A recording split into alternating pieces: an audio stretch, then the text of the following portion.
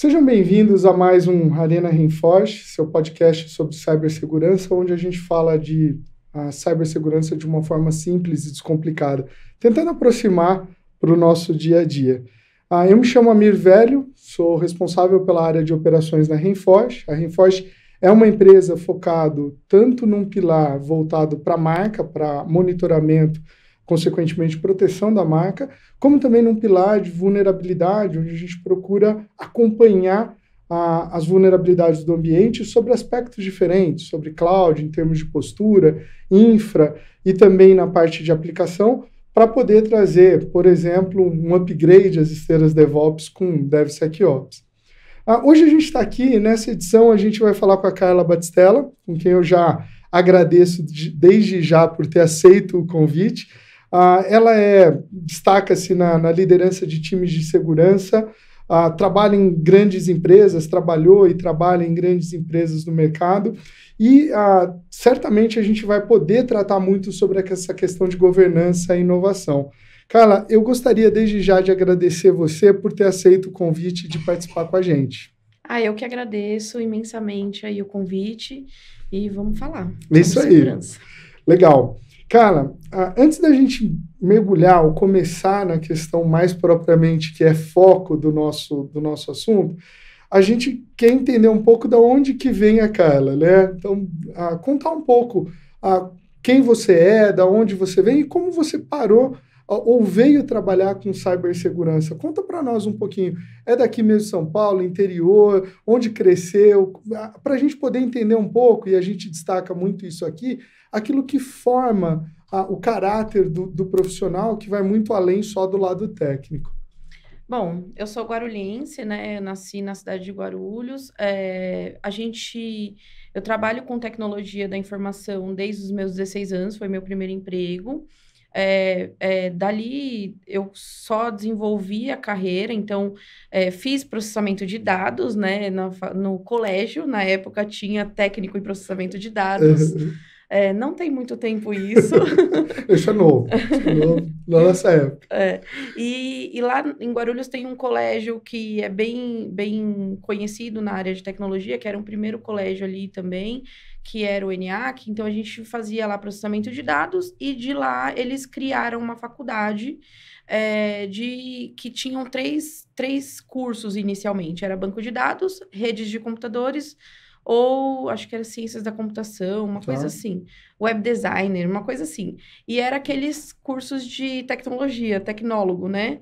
Que você... 3 anos, legal. Exato. Entendi. E aí, como éramos salas que vinham já do técnico, a gente pulava algumas etapas. Então, era assim, o curso da faculdade ia ser, sei lá, de 3 anos, mas a gente ia fazer 2, porque a gente já tinha feito o técnico e já conhecia algumas matérias. Perfeito, a gente conseguia fazer uma prova mesmo para eliminar. E aí, eu falei assim, naquele momento eu falei, o que que eu quero agora, né? O que que eu vou escolher? Inicialmente eu fui de redes de computadores, não me pergunte por quê, acho que...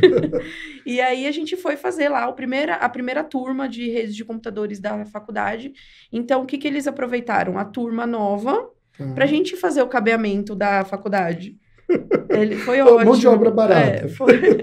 Aproveitaram a gente para isso. O bom é que os dois lados ganham, né? A escola acaba ganhando e vocês aprendendo. Foi muito legal, porque assim, a gente aprendeu na prática. Então, a gente montou, na época era a Novell. A gente montou a rede, exato. Aí a gente passou cabo, climpou cabo, fez toda a estrutura de rede. E ali foi um puta aprendizado. E aí a gente... Foi um baita aprendizado. Foi um baita aprendizado. E a gente levou isso pra vida, todo mundo, assim. Todo mundo que eu converso dessa época fala, nossa, foi muito legal aquilo. Daí eu tive uma aula com um professor que é gerente de projetos. E era aula de projetos, lá no meio da faculdade de redes. E aí eu me apaixonei por projetos. Eu falei, nossa, eu quero isso pra minha vida. E dali... passou a ser o meu plano de carreira. Eu quero ser gerente de projetos. Bom, passaram-se muitos anos, fiz muitas coisas e acabei conseguindo ser gerente de projetos numa empresa. Dali eu me estruturei bastante, fiz a certificação, tirei o PMP, fiz MBA na FGV de gestão de projetos. Focado em gestão de projetos, legal. Mulher, né? Me especializei, fui a fundo, sei muito de projetos.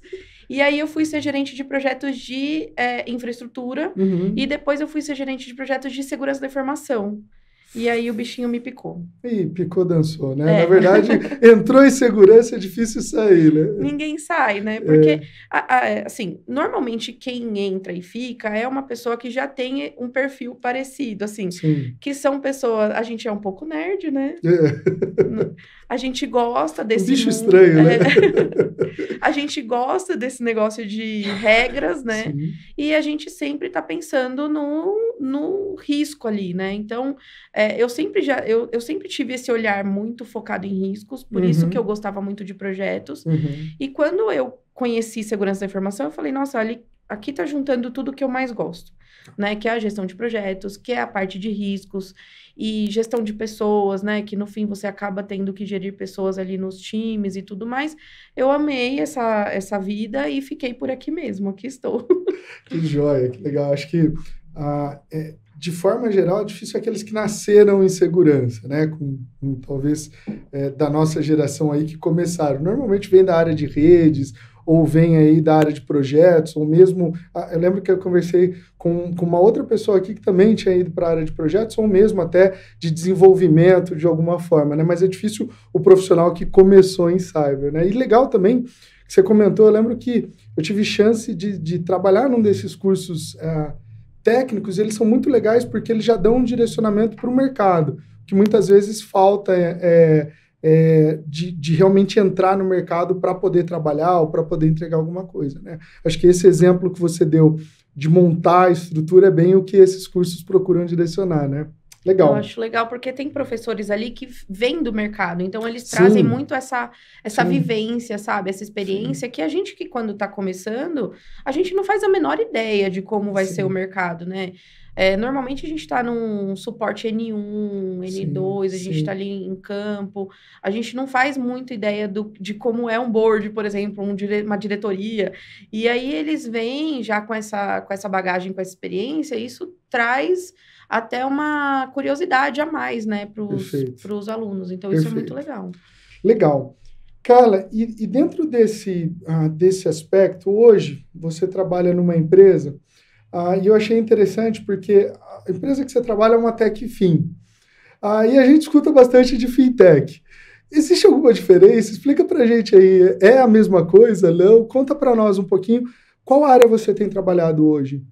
Essa empresa, a empresa que eu trabalho, ela é uma fintech. Tá. Ela é uma fintech da TOTUS com o Itaú. Legal. Né? Então, ela é 50-50 ali. Tá.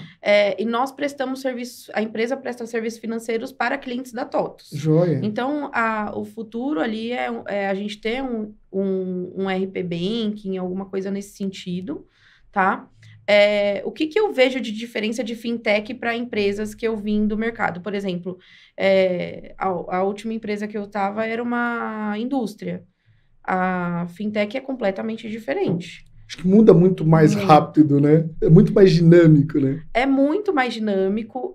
O apetite ao risco é completamente diferente. E aí, quando a gente fala de fintech, a gente está falando de serviços financeiros. Sim. E como é uma JV com o Itaú, a gente tem um bancão ali por trás, buscando que a gente tenha uma maturidade aceitável. Né? Então, é um paradoxo, porque a gente tem uma fintech que precisa daquela agilidade, né, de uma fintech que muda toda hora, muda de direção, muda produto, muda tudo, muda diretoria, assim, bem dinâmico. E, por outro lado, você tem o serviço financeiro que precisa ser um serviço seguro, um serviço compliance, né?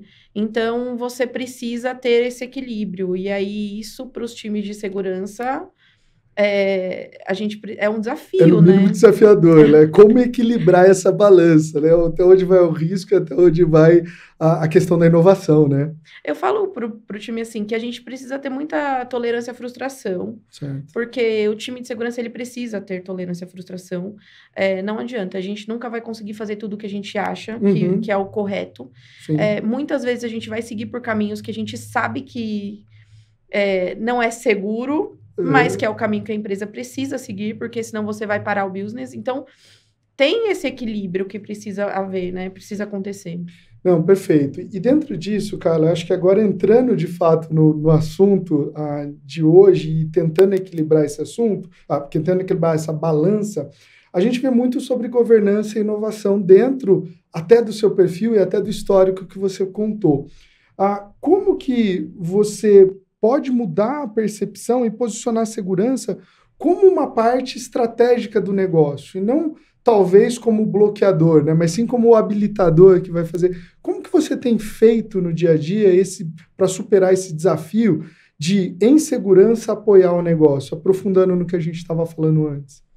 Tem uma questão de que segurança era bloco até pouco tempo atrás, e eu acho que os gestores de segurança já viraram essa chavinha, e hoje os times de segurança olham muito mais para o negócio, né?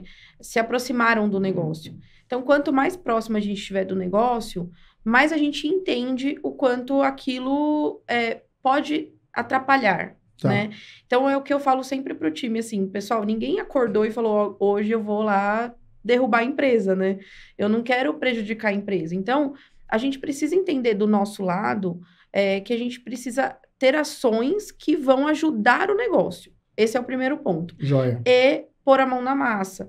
Por exemplo, o time de segurança tem muito aquela visão, muitas pessoas têm muito aquela visão de eu bloqueei esse produto que a área X está comprando, mas e aí, o que a gente pode fazer para ajudar? A gente pode sugerir para ela conversar com outra pessoa, com outra área, a gente pode fazer um benchmark no mercado, ver com uma outra empresa que tem o mesmo negócio, o mesmo nicho de mercado e perguntar como que vocês fazem lá, sabe? Então, eu acho que a gente tem que quebrar um pouco essa paralela que a gente tem de não, a gente não vai fazer nada, a gente só vai bloquear e acabou. Por outro lado, eu acho que a gente tem que se aproximar do board também, né? Oh. Eu acho que quanto mais o nosso board tiver ciência de riscos, dos impactos desse risco e dos motivos da gente estar falando sobre aquele tema, mais eles ficam sensibilizados. Certamente. Não adianta só eu falar para ele, olha, esse produto aqui é muito vulnerável, tem um monte de vulnerabilidade no mercado e a empresa X sofreu um ataque por conta desse produto. Não é só isso, eu preciso explicar para ele, olha, acontece assim, acontece assado. Às vezes eu até entro um pouco no técnico, porque eles gostam de ouvir. Por mais que a gente fale, o CISO ele precisa falar na linguagem de negócio, precisa. Mas tem alguns diretores que querem ouvir o motivo daquilo. Eles se interessam, eles gostam, principalmente quando você está numa empresa de tecnologia. Faz todo sentido com o negócio, apoia diretamente o negócio. Né? Exato, é um cara apaixonado por tecnologia, então eles gostam de ouvir. É óbvio que eu não vou lá falar para ele no A mais B ali, no detalhe do porquê daquilo, mas eu vou falar para ele, olha, talvez uma API que vai fazer... E ele já se sente... Ele entende, né? Ele consegue entender. Às vezes, eles até não entendem, mas eles se sentem dentro, Legal. sabe? Incluídos. Faz parte, acho que, de pertencer ali àquela decisão também, né? É interessante isso que você comentou, porque a gente, acho que no último episódio, a gente falou com o convidado justamente sobre isso. Como que a gente faria para conversar com o board? Uma das coisas que ele ressaltou foi isso, e você está falando, acho que é interessante até a gente ressaltar, que é justamente envolver o board na decisão e na visão de risco, né? E não só apresentar os indicadores, mas mostrar talvez o processo que está levando até aquele indicador, né? Exato. Eu acho que as empresas precisam amadurecer também, num sentido de colocar alguém no board que tenha uma visão de segurança. Boa. Tá? A gente, como nós somos uma JV, né, como eu falei, a gente tem no conselho uma pessoa de segurança da informação que é do Itaú. Então, ele já traz uma visão, isso me ajuda muito a falar sobre segurança no geral e a trazer o interesse para o board, porque eles se interessam pelo tema. Mas eu acho que as empresas, no geral, precisam ter mais sensibilidade com isso, né? A gente tinha muito, até pouco tempo atrás, e não muito mesmo, até pouquíssimo tempo atrás, notícias, né? A gente levava lá, ia fazer uma apresentação sobre segurança da informação, trazia a primeiro slide, todos os ataques que as empresas sofreram nos últimos 6 meses, quais os impactos financeiros e tudo mais. E aí, para assustar, porque no fim a ideia nossa ali era assustar para ganhar atenção, né? Para sensibilizar. Mas eu tenho trabalhado num outro caminho de talvez mostrar o porquê, sabe? No nosso negócio, trazer para dentro do nosso dia a dia, sabe? Se a gente sofrer isso aqui, o que pode acontecer? E aí entra muito governança, porque você tem que ter um BIA, você tem que ter uma estratégia bem desenhada, você tem que saber qual é o impacto de um servidor ficar fora, qual o impacto daquele servidor específico, daquele outro. Como que ele contribui dentro do ecossistema do negócio, né? Ou seja, qual que é a joia da coroa ali nesse caso. Exatamente. Porque às vezes, assim, tem situações que se você deixar 30 servidores fora, não vai impactar tanto quanto se você deixar um. Sim. Então, você precisa saber disso. Quem precisa estar envolvido nisso? O CFO, por exemplo. Porque aí dói no bolso dele. Ele sabe o quanto que vai ficar de faturamento parado, quanto que vai, sabe? Então, isso tudo, se você tiver essa questão de envolver todos eles, talvez você consiga sensibilizá-los melhor sem ficar assustando todo mundo, né? Mas eu ainda acho que a gente precisa assustar um pouco.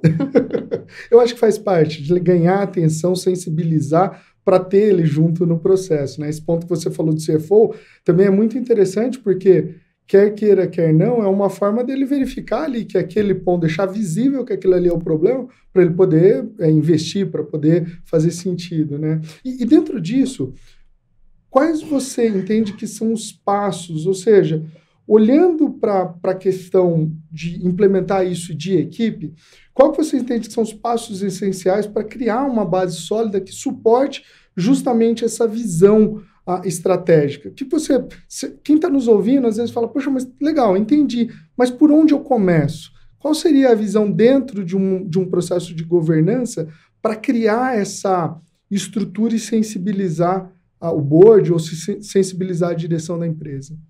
Eu acho que o primeiro ponto aí é trabalhar, conhecer o negócio, né? Que é como eu falei, o que cada serviço faz e o que envolve de tecnologia cada um desses serviços, quais áreas estão envolvidas em cada um desses serviços, né? Trazer esse conhecimento para o time de segurança. Eu já vi, inclusive, pares meus de mercado falar, eu pego um analista meu e mando lá na operação. E faz sentido, né?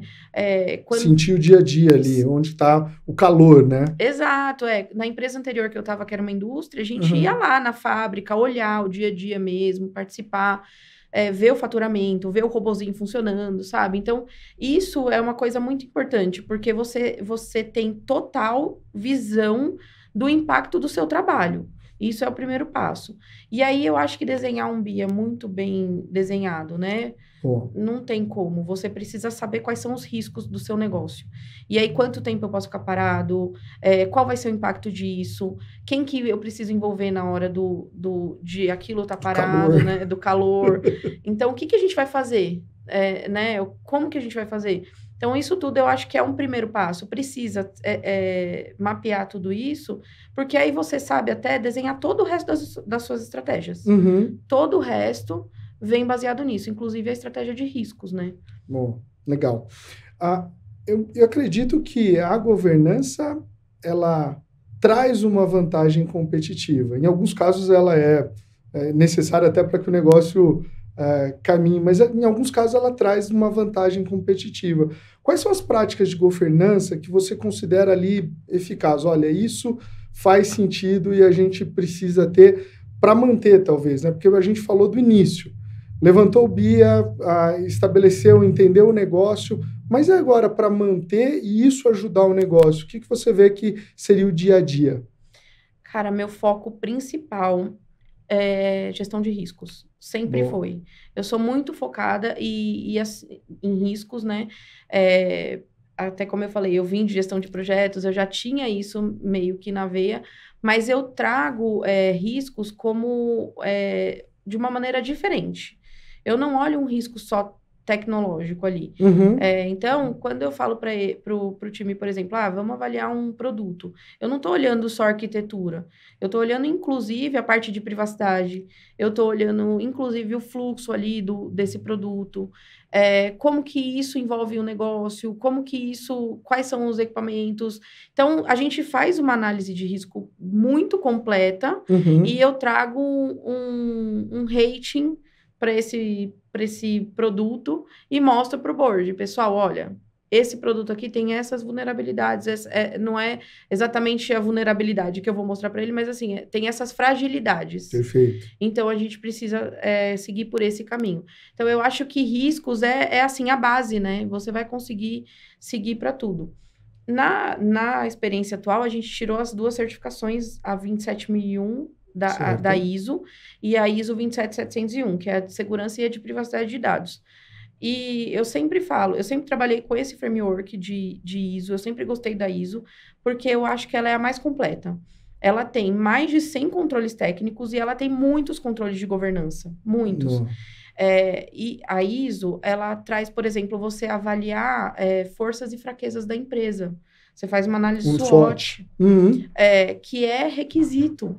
Então, você precisa ter uma visão de negócio, quais são as forças e fraquezas de segurança do seu negócio. Boa. Então, é uma coisa muito legal. Tem papéis e responsabilidades, tem muita coisa ali na ISO que já você só colocando... Já gera todo um framework.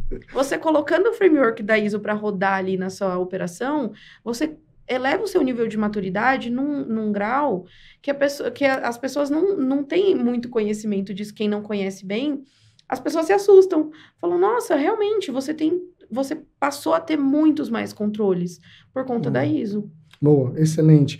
E dentro desse ponto, você falou, olha, a gente tem trabalhado com ISO, tanto segurança, privacidade, para gerar esses controles ou um processo estruturado interno. Como fazer isso refletir no cliente na ponta? Eu sei que em mercados muito regulados, se você não tem isso, você não existe. Existe um poder de polícia de um órgão cobrando isso. Mas como transformar isso em benefício ou talvez em marketing para o cliente final? Tipo, olha, eu tenho isso, por isso trabalhe comigo. Como que você vê ou tem utilizado esses frameworks para impulsionar o negócio na ponta? Então, eu acho que é questão de marketing, né? A segurança da informação nunca foi muito próximo de marketing. Exato. E a gente tem que se aproximar, porque realmente, a gente estava falando sobre isso há 2 semanas, porque a gente tem as ISOs e a gente estava conversando com o time de marketing como a gente pode usar isso para a gente mostrar para os nossos clientes, né? E é isso, eu acho que criar um mindset de que essa empresa é segura. Se você for olhar bem, por exemplo, o Itaú fez todo um trabalho durante mais de um ano, durante anos, para as pessoas entenderem o Itaú como um banco seguro. E hoje, quando você pensa em um banco seguro, você não pensa 2 vezes. A primeira coisa que vem na sua cabeça é o Itaú. Porque o Itaú fez todas aquelas campanhas de marketing e tudo mais propagandas, focados nisso, sim. Né? Eles acabaram de lançar uma parte do próprio aplicativo do app de segurança. Eu vi. Então, excelente. o Itaú, ele já teve essa... tá há anos-luz à nossa frente, sim. de buscar o marketing para mostrar que segurança pode fidelizar seu cliente. Sim. E quando a gente está falando de serviços financeiros, isso é extremamente importante, né? Lá na empresa que eu estou hoje, é uma fintech que atende B2B. Então, para mim é mais fácil simplesmente falar para os clientes que são empresas, né? Olha, a gente é certificado, tudo mais. Então... Até porque alguns devem até cobrar você, né? Falar quais são as certificações que você tem num processo de auditoria ou alguma coisa assim, né? Exatamente. Então, isso para mim é uma coisa que eu preciso realmente ter, é um requisito. Mas quando você fala em B2C... Sim. Como eu tinha na empresa anterior, você tem que usar muito essa questão que hoje em dia o mercado ainda está evoluindo, que é do brasileiro olhar para a segurança e privacidade como uma coisa que tem valor. Perfeito. A gente ainda tem que evoluir muito como sociedade nesse sentido, né? Porque o brasileiro ainda me passa seu CPF, todo mundo passa. Então, o brasileiro não tem ainda esse mindset. Que, por exemplo, lá na Europa, eles têm completamente diferente daqui, com GDPR e tudo mais. Mas eu acho que a gente está evoluindo. Eu vejo pelas conversas que eu vejo na minha família, assim, as pessoas falando, eu vi um e-mail, nem abri, eu vi... Talvez comigo eles falem bastante isso, né? Porque eu tô sempre no pé. Na orelha deles lá, pessoal, não faz isso. Mas, assim, no geral, eu vejo as pessoas mais preocupadas. Sim, e eu acho que isso sim. é um papel tanto da sociedade quanto das próprias empresas. Perfeito. De falar o quanto o seu dado é seguro, né? Uhum. Então, eu acho que as empresas precisam também fazer... A gente fala muito de conscientização, né? Uhum. E outro dia eu estava falando sobre isso. A gente conscientiza... Imagina assim, eu tenho uma empresa de 5 mil colaboradores, você é uma de 5 mil, você é uma de 5 mil, você é uma de 5 mil. Se todo mundo conscientizar todo mundo... Você está indo para o todo e muitas vezes até potencializando exponencialmente, porque a família vai ouvir isso também, né? Exatamente, exatamente. Então, eu acho que é um papel das empresas também. Certo. E também do mercado como um todo, né? Então, da sociedade. Eu acho que tem um caminho longo aí pela frente. Joia. Até estava comentando contigo antes de começar, eu acho que isso, de certa forma, começa na base, né? Eu já falei em alguns outros episódios, tenho ficado impressionado, porque às vezes...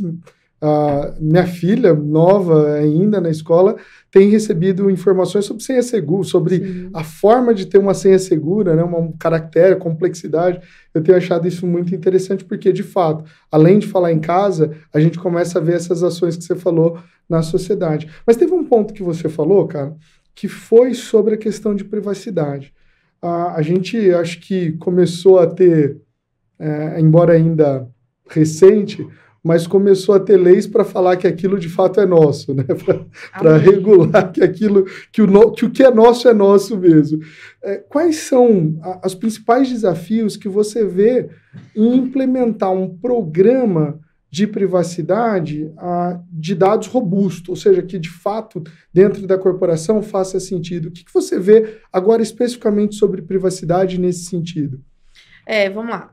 Os times de privacidade, normalmente, são pessoas que estão muito treinadas já, né?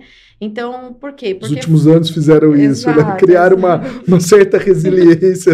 Exatamente. Então, a gente, como time responsável por privacidade, a gente sabe o que fazer e como fazer, e a gente faz de uma maneira com qualidade, assim. Eu vejo que, no geral, as empresas têm times de qualidade, a gente tem ferramentas muito boas no mercado, a gente tem processos muito bem definidos já do que fazer e como fazer, sabe? Foram muitos treinamentos, né? Como a LGPD veio, depois da LGPD de início, né, da LGPD aqui no Brasil, todo mundo tinha curso, treinamento, principalmente a gente que já estava na área, a gente fez muitos cursos. Então, a gente tem o roupa, mapeamento, tudo mais, então aquilo ali sai tranquilo. O ponto é as outras áreas terem essa sensibilidade. As outras áreas trazerem privacidade também para o dia a dia delas. Como que isso funciona, né? A gente fala muito do Privacy by Design, e aí a gente traz, por exemplo, Privacy Champion. Eu pego uma pessoa de cada área e treino essa pessoa e faço essa pessoa participar do meu programa de privacidade. A gente fazia isso na empresa anterior. As pessoas até se engajam e participam, mas não é o dia a dia delas e não é a prioridade delas. Então, quando eu vou fazer, por exemplo, eu vou dar um exemplo aqui, eu vou fazer um data mapping, que a gente fala, né, o roupa, o famoso roupa. Eu vou fazer lá um mapeamento, passo pela área de marketing e peço para ele me falar tudo o que ele faz. Onde entra, por onde que passa. Exatamente. Quando é uma empresa menor, a gente ainda consegue. Quando é uma empresa grande, você não consegue fazer entrevista por área. Então, o que você vai fazer? Mandar um formulário, é pior ainda. Porque eu acho que, assim, as áreas não vão preencher aquilo de uma maneira completa, obviamente, né? Então, quanto mais próximo você tiver do usuário, melhor. Sim. Mesmo assim, o usuário não vai te falar todos os fluxos. Sim.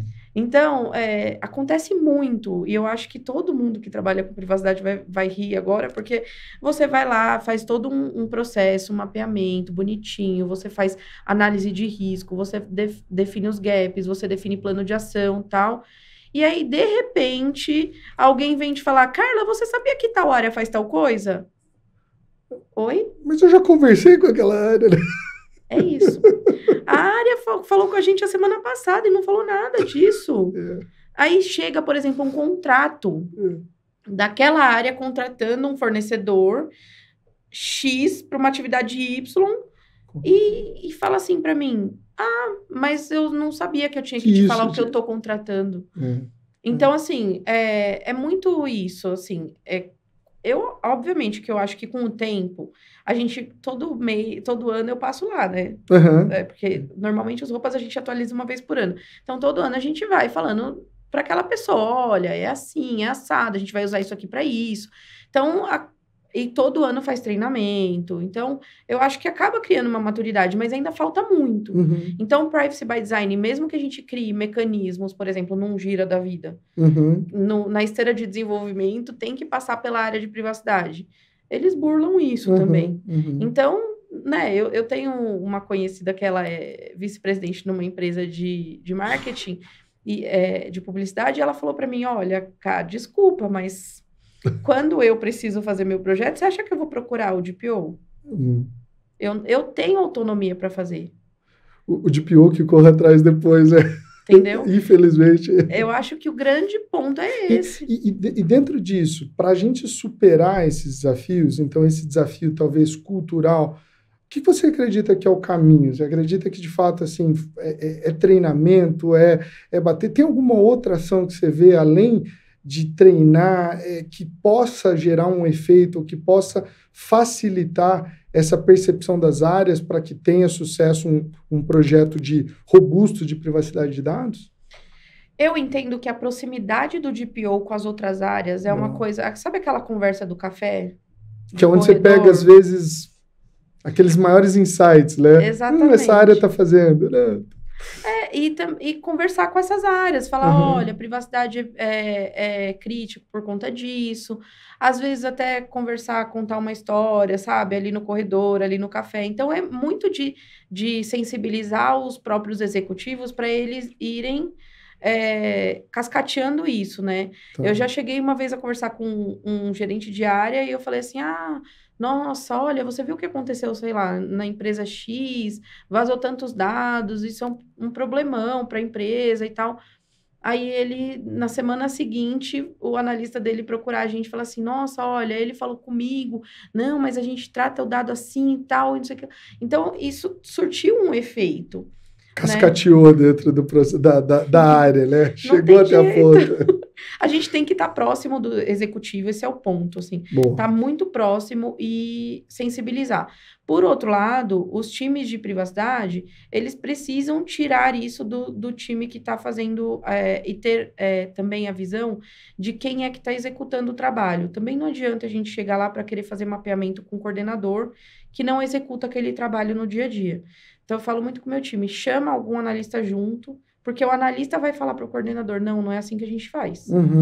Porque que empresa que tem a maturidade de ter o processo azeitado e organizado e homogêneo para sempre? Nenhuma, né?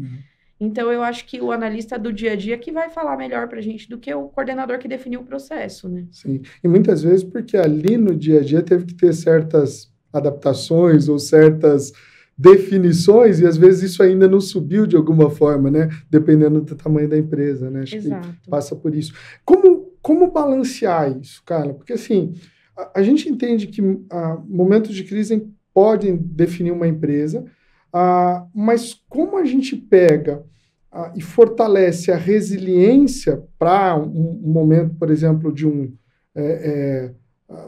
talvez de um malware ou até mesmo de um ransomware, como a gente prega uma proteção para dar resiliência a isso, sem impactar ou balanceando para que a operação não seja impactada?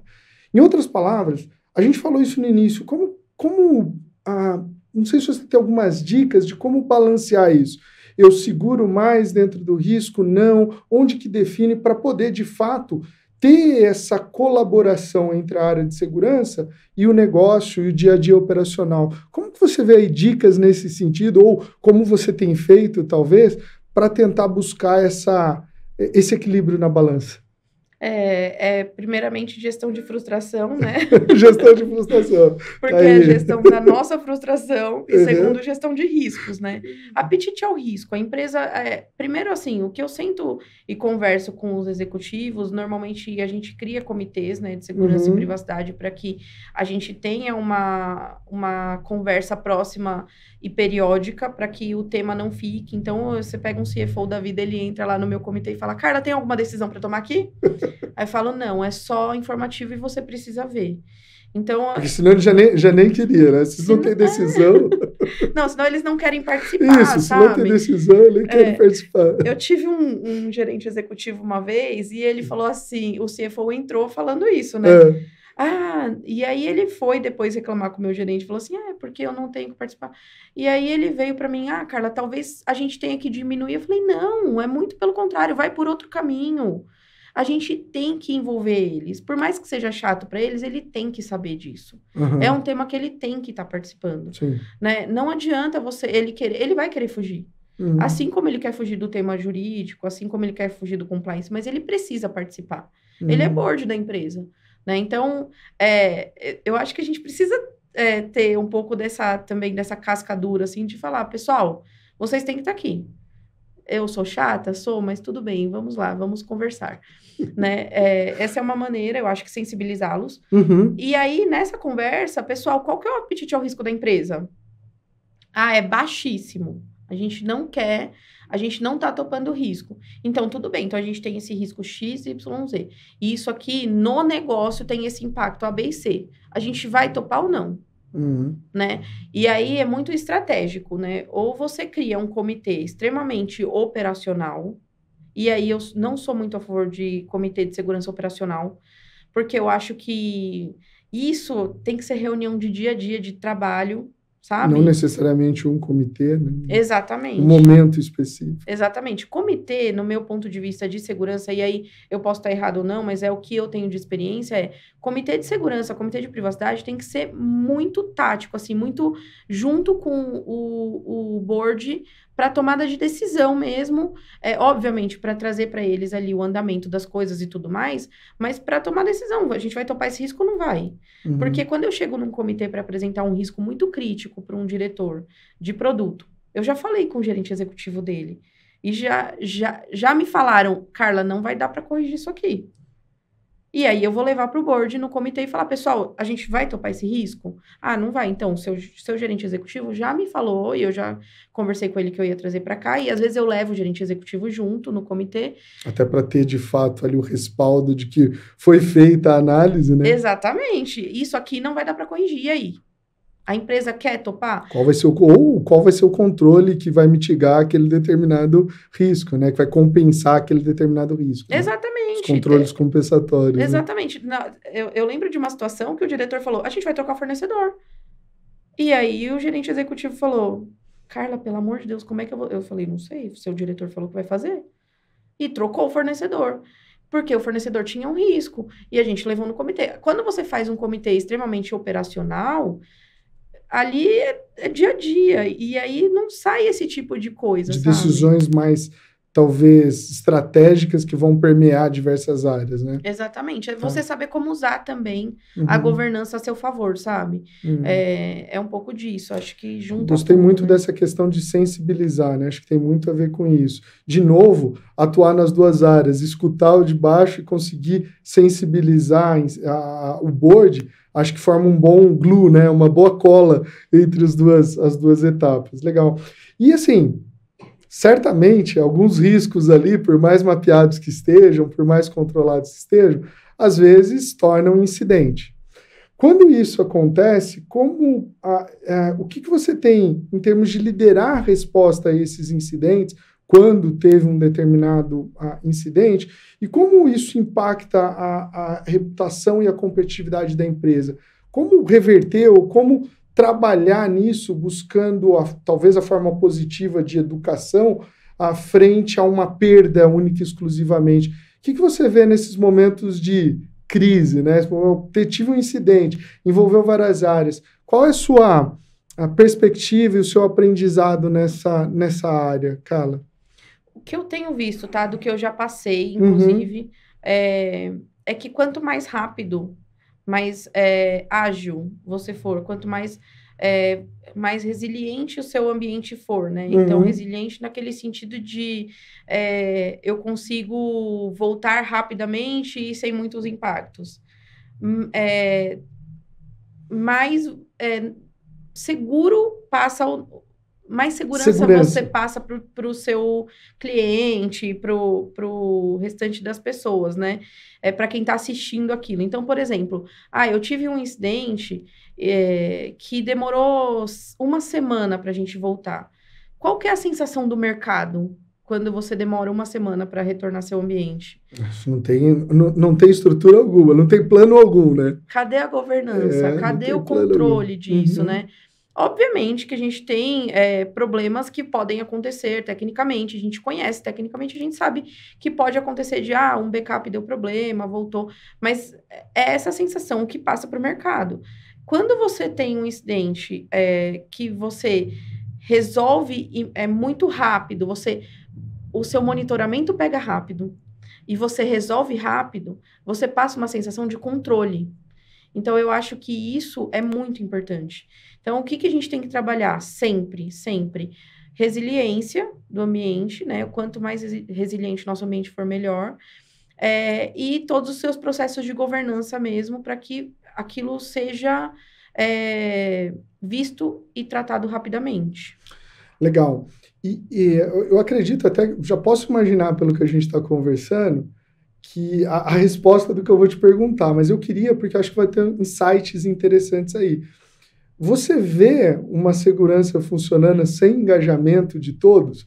Ou seja, pode ser uma área a liderar ou de fato tem que ser algo a permear todas as áreas? E se tem que permear, que eu acho que pelo que a gente está conversando vai ser aí, como fazer isso? Como pegar na mão lá da área da ponta que tem relacionamento direto com o cliente, juntar com uma outra área de RH, por exemplo, que é a entrada de prestadores de serviços, de colaboradores.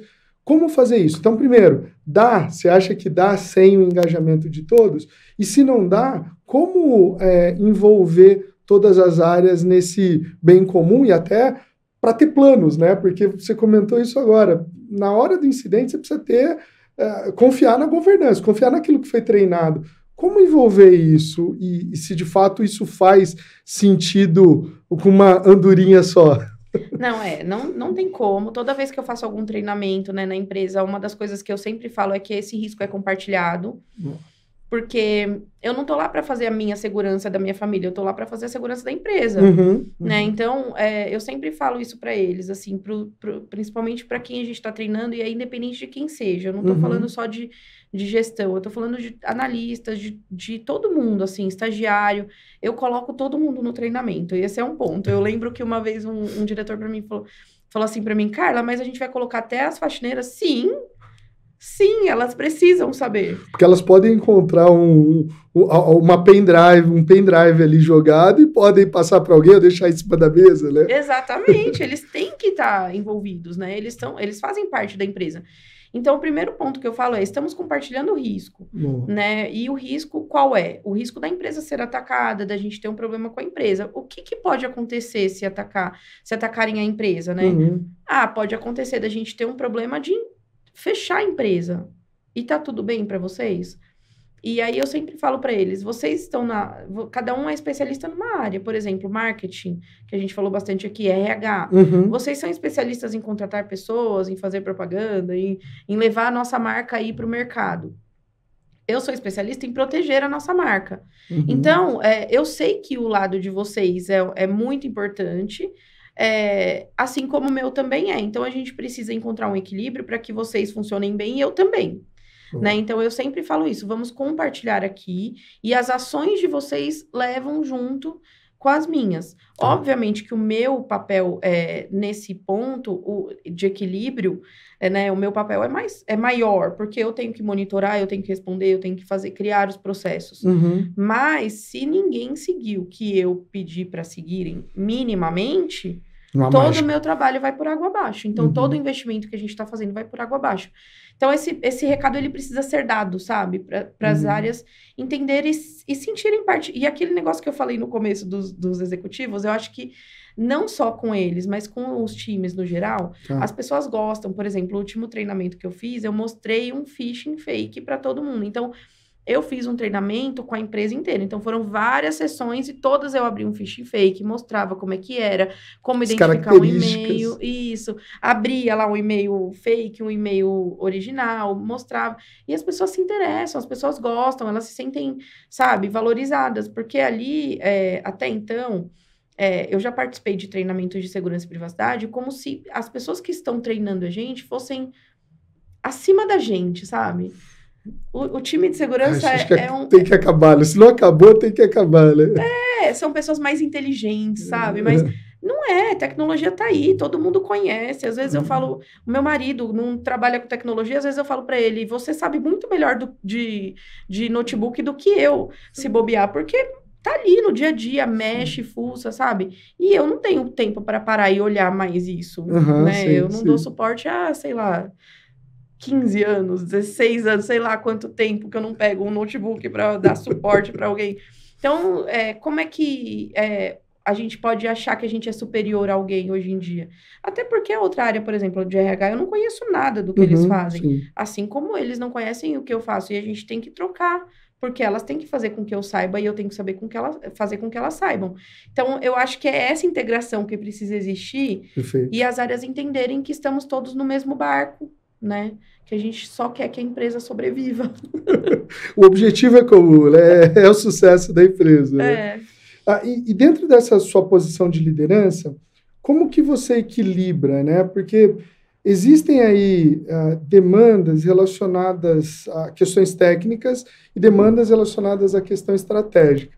Você falou aí, talvez, com relação a pôr a mão na massa, relacionado a um notebook, arrumar um notebook ou coisa do tipo, você acabou de comentar. Mas no dia a dia, você ainda tem um lado operacional de pôr a mão na massa, de segurar a mão ali, falando, aqui se eu colocar a mão, eu sei que eu vou poder ajudar e vou contribuir. E se sim, como equilibrar essa questão da gestão do lado estratégico versus o lado técnico? É difícil. Esse é um grande desafio para mim, principalmente quando a gente está falando de processos, né? Porque quando você define processo, quando você vai desenhar um processo, escrever um processo, se eu deixo na mão de um analista, ele vai desenhar um processo do jeito que ele acha que está certo. E, às vezes, não é o jeito que eu acho e que eu entendo que a empresa precisa. Esse é um ponto. Quando a gente fala tecnicamente, por exemplo, a empresa... Teve uma das empresas que eu trabalhei que eu precisei, antes de contratar o time, eu precisava trocar uma ferramenta. E aí eu contratei a consultoria, eu ainda estava em processo de seleção do time e eu pus a mão na massa, fui lá, instalei o EDR em todas as máquinas e fiz acontecer. Mas é muito raro isso acontecer. Exceção da exceção. Eu busco não fazer mais esse tipo de coisa. Por exemplo, ferramenta de privacidade. Essa mesmo, na empresa anterior, eu que praticamente implantei tudo. Nessa eu já falei, não, pessoal, vocês que vão implantar, eu só fico olhando. Ah, Carla, preciso marcar um dia para te mostrar. É isso. Tá, então, eu tento buscar isso. E eu falo muito com o meu time assim, eu quero dar autonomia pro time. Porque eu também quero que eles se desenvolvam, né? Sim. Então, eu sempre falo para eles, gente, eu não preciso ficar validando pílula de conhecimento. Pelo amor de Deus, segue a pílula aí, vai em frente. Material de treinamento, eu vou dar uma olhada.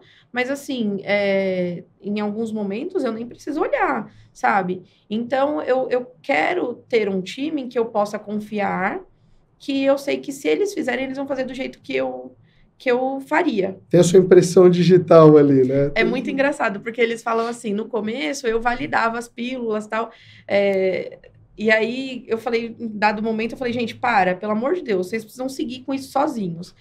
E aí, outro dia eles estavam fazendo, eles me chamaram, estavam numa reunião validando uma pílula entre eles, aí eles me chamaram, Carla, você precisa ver isso. Eu falei, que foi?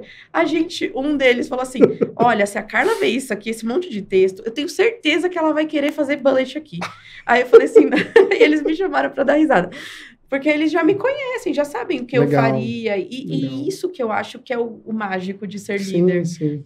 Porque você está mostrando para as pessoas como fazer e por que fazer. Uhum. Não é só porque eu quero, é porque o usuário vai olhar de outro jeito e tudo mais. Então, eles entendem isso e eu acho bem legal essa parte de gestão, né? Joia.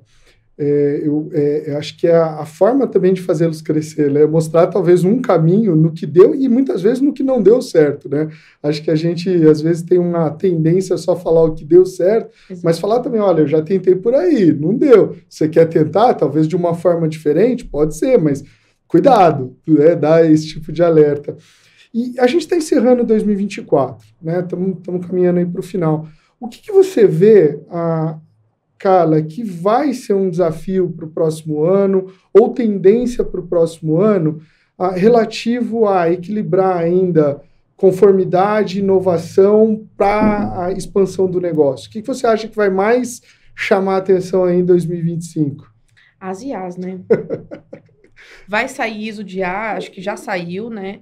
Vai sair legislação, então tem se discutido muito isso, né? As leis e tudo mais. Então, isso ainda vai dar bastante trabalho para a gente, vai dar muito o que falar ainda para a gente, de segurança e privacidade principalmente, porque é um mundo sem lei hoje, vai regular, né? Já está sendo regulado, e a gente vai ter que adaptar. A gente vai ter que fazer as empresas se adaptarem. Né? Porque tem, assim, é muito difícil bloquear, é muito difícil, tem poucas tecnologias hoje, né? Eu sempre pergunto para os pares, pessoal, como que vocês estão fazendo? Estamos travando tudo, mas como? Não tem como a gente saber uma IA que você pega na web lá e faz. E são muitas, né? É muita tá coisa. Outro dia me chamaram, Carla, entrou uma IA na reunião. Aí eu falei, gente... Isso é muito comum, assim. Então, é claro, dá para bloquear, cada um tá fazendo o seu jeitinho ali, né? Tá todo mundo fazendo um jeitinho ali, usa o DLP aqui, usa o CASB ali, usa proxy, tem um proxy de ata. Então, as pessoas estão usando cada um uma alternativa ali, mas eu não acho que a gente conseguiu bloquear 100% nada, e eu acho que não tem que bloquear. Acho que esse que é o ponto, né? Lá, o que a gente tem feito? O que eu tenho falado com as áreas? Pessoal, vamos fazer o seguinte, você quer usar? Fala com a gente antes. A gente valida, a gente olha. Aí a gente criou lá uma esteirinha, a gente tem uma prateleira. Falou assim, uma IA disso, usa essa, IA disso, usa... Você quer... Porque pelo menos você já mapeou ali qual que é talvez a forma com que ela atua, né? A segurança que ela tem por trás, né? Por exemplo, eu quero uma IA para transcrever reunião. Usa essa daqui que a gente já validou, já homologou, já fez teste, já olhamos todos os termos de uso, onde fica armazenados os dados e tudo mais. Então, a gente está seguindo por esse caminho. Mas isso impede que eles usem outras? Não. Aí a gente tem que bloquear tudo? É impossível, eu acho. No meu ponto de vista, a gente não vai conseguir bloquear tudo. Então, vai ser um desafio. Acho que nós estamos de novo a nossa área é muito cíclica, né? Eu acho que a gente está de novo no dilema do Shadow IT que a gente teve alguns anos atrás, né? De todas as áreas começar com nuvem pública e sem passar e virava aquela loucura. Eu acho que a gente está mais ou menos num cenário parecido com as IAs, né? Essa impressão que eu tenho tido, né? Junto com o Shadow IT, né? Porque ele não Junto acabou. Com o Shadow IT, exatamente. Se alguém acredita que o Shadow IT acabou... É verdade. Eu estava conversando com então, um CISO... É uma espiral, então. Junto somou os dois. Eu estava conversando com um CISO esses dias, que é um CISO global, de uma empresa muito grande, e ele falou, cara, tem uma unidade lá, sei lá, na Europa, lá num paizinho que ninguém sabe, não sei o quê. Você acha que eu sei o que tem lá? Não sei. Então, é isso. Eu acho que é um pouco disso. A Shadow IT vai existir sempre, assim como o IA vai existir. E eu acho que, claro, a gente vai ter regulação agora, a gente vai conseguir ter algum norte, né? Pelo menos, né? Então, isso vai ajudar.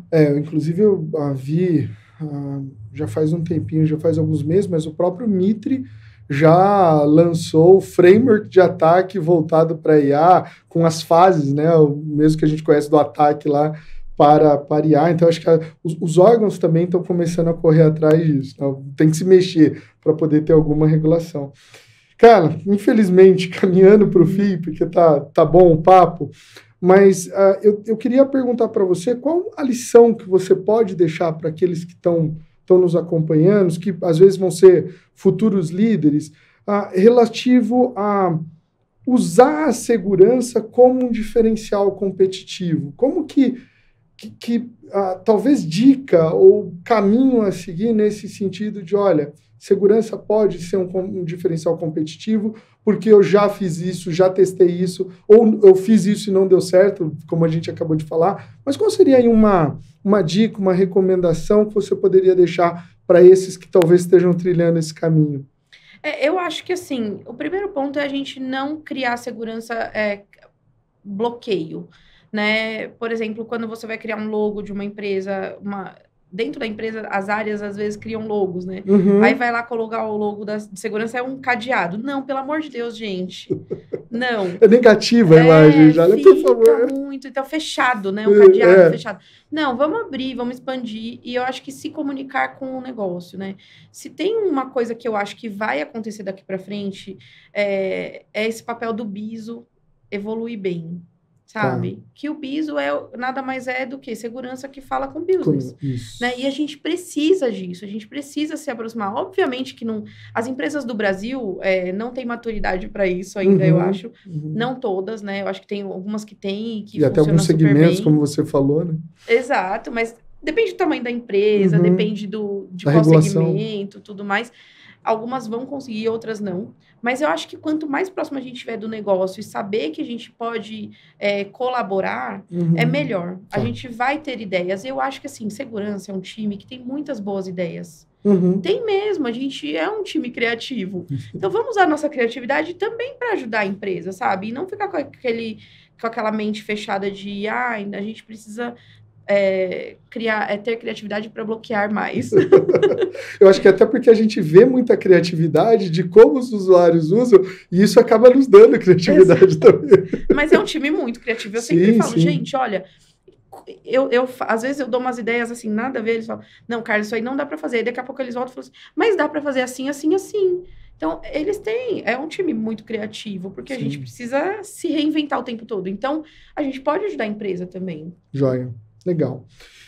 Carla, a gente tem nessa parte do encerramento um quadro que a gente começou a fazer, e a ideia é deixar uma dica ou deixar uma recomendação, não agora para quem está trilhando o caminho de segurança, mas para aquele grupo de WhatsApp da família, né? Então, como que a gente fala, e eu vou até pedir para você deixar com a câmera específico para as pessoas que estão nos ouvindo, uma dica de segurança aí, falar, olha, vai por aqui, não vai por aí, ou faz assim, faz assado, para que eles possam no dia a dia aproveitar também. O que você deixaria, até com toda essa experiência e essa mudança cultural que você falou que tem acontecido, para esses familiares ou amigos?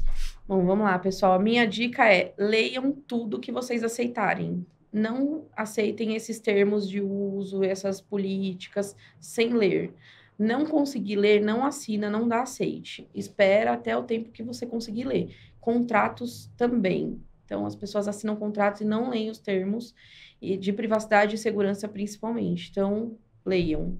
Joia. Tá aí, uma boa dica. Certamente minha esposa vai gostar dessa dica, porque ela é da área de direito. Então, você já vê. Temos que ler, é isso aí. Carla, antes de terminar...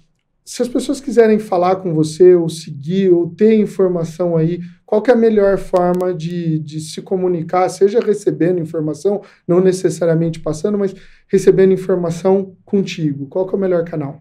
Eu tenho o LinkedIn, né, Carla Batistella, aí vocês podem me seguir lá, e normalmente eu respondo as pessoas, eu gosto de responder, eu gosto de me comunicar bastante, principalmente com as pessoas do mercado.